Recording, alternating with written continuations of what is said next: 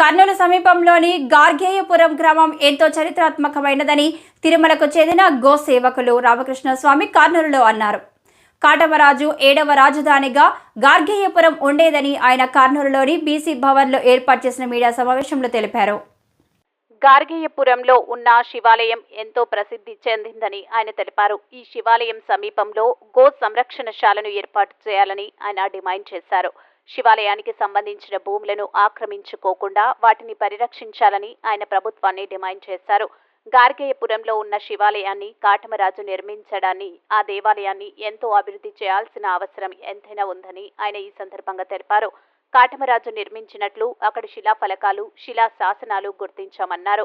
ఈ కార్యక్రమంలో బీసీ సంఘాల నాయకులు శేషాపాని, గిడ్డయ్య, కుమార్, అజయ్ కుమార్, నాగేశ్వరరావు తదితరులు పాల్గొన్నారు. 7వ రాజధాని ఉందని మేము గ్రంథాల ద్వారా తాళపత్ర గ్రంథాల ద్వారా తెలుసుకోవడం, తర్వాత నిన్నటికి మేము ఆ ప్లేస్ని ఐడెంటిఫై చేసి గార్గేయపురంలో స్వామివారి విగ్రహాలు, స్వామివారి తాళపత్ర దానికి సంబంధించిన శిలాఫలకాలు కూడా ఐడెంటిఫై చేయడం జరిగింది. ముఖ్యంగా మేము ఈరోజు ప్రభుత్వం వారి దృష్టికి మీ ద్వారా తీసుకెళ్ళడం ఏంటంటే, మన ప్రాచీన పశు సంపత్తి, వ్యవసాయ ఆధారిత మూలాలు ఏవైతే ఉన్నాయో మన జాతి సంపత్తి ఇదంతా కూడా రాబోయే తరాల భవిష్యత్తుకు కూడా ఇదంతా పునాదిగా వస్తుంది. అలాగే ప్రపంచానికే ఒక నేషనల్ ప్రాపర్టీగా మన ఒంగోలు జాతి ఆవుని ప్రసాదించాము. ఈరోజు ప్రపంచంలోనే మేలు రకం కలిగిన ఆవు జాతి ఏదైనా ఉంటే ఒంగోలు జాతే.